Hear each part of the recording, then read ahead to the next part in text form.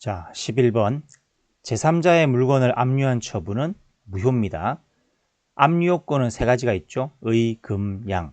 의무자 소유일 것, 금전적 가치가 있을 것, 그리고 양도성이 있을 것. 그래서 의무자 소유라 해야 되니까 제3자 물건을 압류한 것은 무효가 됩니다. 12번. 압류재산을 금전으로 환가, 돈으로 바꾸는 방법은, 즉 이게 매각이죠. 매각의 방법은 원칙은 공매처분이죠. 예외적으로 부패하기 쉬운 물건이나 또는 가격이 너무 싼 것들, 그런 것들은 대충 팔아치우기, 즉 수의계약으로 할 수도 있습니다. 13번. 법적 근거 있어야 실시할 수 있는 조사는, 즉 근거 있어야 하는 것은 권력적 조사가 되죠. 14번. 행정기관은 유사하거나 동일한 사안에 대하여는 공동조사를 실시해야 한다. 이 공동조사란 행정기관 쪽이 다수인 거죠. 여러 번 오면 귀찮으니까 한 번에 오라고 공동조사를 하는 겁니다. 그러나 중복조사는 하나의 기관이 여러 번 조사하는 거죠.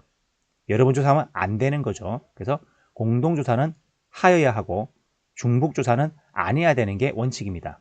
그러나 중복조사도 위법이 의심되는 새로운 증거 있으면 예외적으로 할 수 있습니다.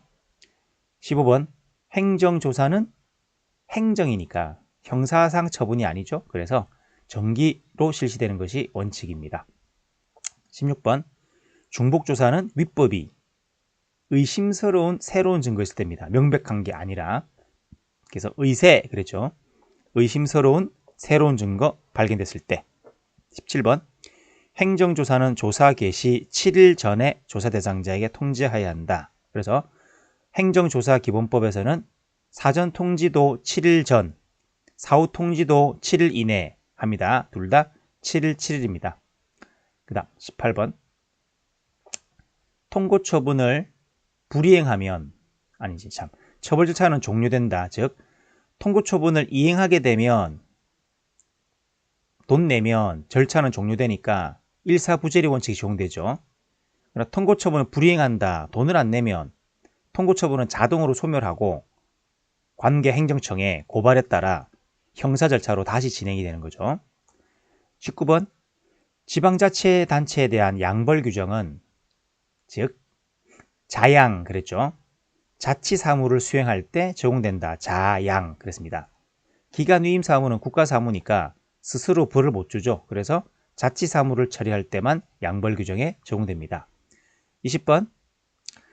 질서위반 행위 후 법률이 변경되어 그 행위가 질서위반 행위에 해당하지 아니하게 되거나 과태료가 변경되기 전의 법률보다 가볍게 된 때, 즉 신법이 유리하게 바뀐 거죠. 그러면 법률에 특별한 규정이 없는 한 변경된 법률을 적용합니다. 신법 그렇게 되죠. 즉 위반 행위 전후에 걸쳐서 위반이었는데 아니게 되었다. 그럴 때는 과태료를 부과하지 않는 것이고, 100만 원 과태료였는데 위반 후에 50만 원 과태료 바뀌었다. 그렇게 가볍게 바뀌면은 가볍게 바뀐 거 50만 원 과태료를 부과한다 그 뜻입니다.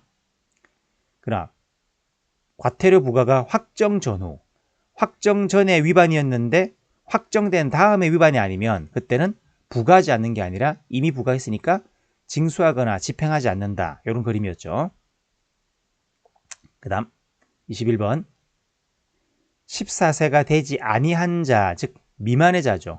질서위반 행위는 과태료를 부과하지 아니한답니다. 그래서 14세 미만이니까 13세까지는 처벌하지 않고 14세부터는 처벌하겠다는 얘기죠. 22번. 심신장애로 인하여 행위의 옳고 그름을 판단할 능력이나 그 판단에 따른 행위를 할 능력이 미약한 자, 미약한 자죠. 이걸 심신미약, 미약하니까 과태료를 감경합니다.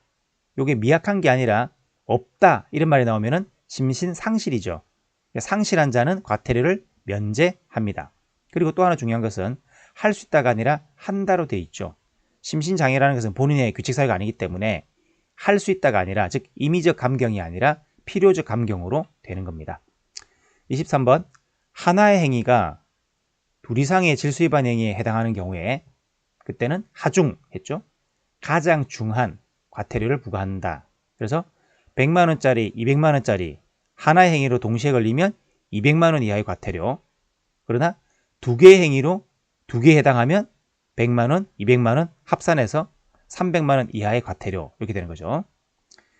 24번 행정청은 당사자가 의견 제출 기한 이내에 과태료를 자진하여 납부하고자 하는 경우에는 대통령령으로 정한 바에 따라 과태료를 어떻게 감경할 수 있습니다.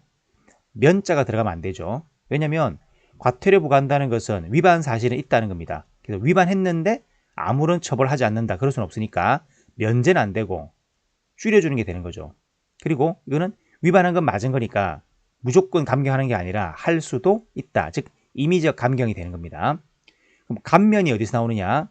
정보공개법에서 공공복리를 위해서 정보공개를 청구한 경우에는 그 비용을 감면할 수 있다라고 되어 있죠. 구별하시면 되겠습니다.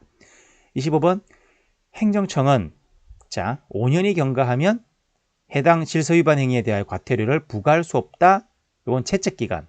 그 기산점은 종부세. 질서위반 행위가 종료된 날로부터 5년이죠. 종부세라고 말씀드렸죠. 그 다음 26번 행정청 과태료 부과에 불복하는, 즉 행정청 과태료 처분이죠. 거기에 불복하는 당사자는 과태료 부과 통지를 받은 날로부터 60일 이내에 맞습니다. 해당 행정청 맞죠? 상급청 아니고 서면으로 어떻게 이의제기를 할 수 있죠.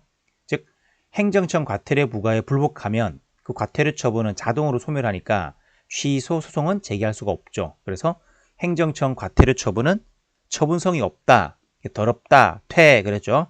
과퇴, 퇴 더럽습니다. 통고 처분도 불복하면은 바로 소멸하죠. 따라서 취소 소송을 제기할 수가 없습니다. 그래서 통고 처분도 처분이 아니다, 더럽다, 퇴 그랬죠. 통고 처분, 과태료 처분, 퇴퇴라고 말씀드렸습니다. 27번 행정청은 당사자가 납부기한까지 과태료 납부하지 아니한 때에는 납부기한을 경과한 날로부터 체납된 과태료에 대해서 100분의 3에 상당하는 가산금을 징수한다. 즉 법이 정한 기한을 넘어가면은 행정청이 처분을 하는 게 아니라 법에 따라 자동으로 돈이 더 붙는 것이 바로 가산금이죠. 그런데 또 안 내면은 또 가산금을 때리는 거죠. 그게 바로 중복되는 가산금이 됩니다. 이 중가산금은 1000분의 10이라고 되어 있죠. 1000분의 12. 그 다음 28번. 자, 과징금 제도는 경제법상의 의무반 행위에 대해서 불법적인 이익을 박탈하기 위한 것이다. 즉 이게 진짜 과징금이죠. 그게 바로 본래 형태의 과징금이 되겠습니다. 그렇다면 변형된 형태의 과징금은 뭐가 된다? 영업정지나 취소에 가름해서 부과하는 돈이죠. 그런 변형된 형태의 과징금이 되겠습니다. 29번 부동산 실명법상 명의신탁자에 대한 과징금 부과 처분은 보통 과징금은 침익적이라서 대부분 법에서 할 수 있다. 즉 재량으로 되어 있습니다. 그런데 명의신탁자에 대한 과징금은 부과한다라고 되어 있어가지고 기속행위다. 그래서 암기를 하라 그랬죠. 명기 했습니다. 30번 법정 한도액을 초과한 과징금은 즉 과징금이 법이 정한 상한선을 초과해버리면은 그때는 전부 취소해야 되죠. 과전법 그렇습니다. 그러나 개발부담금은 초과하는 부분만 취소하는 게 원칙이다. 그래서 과전, 개초 그렇게 말씀을 드렸습니다.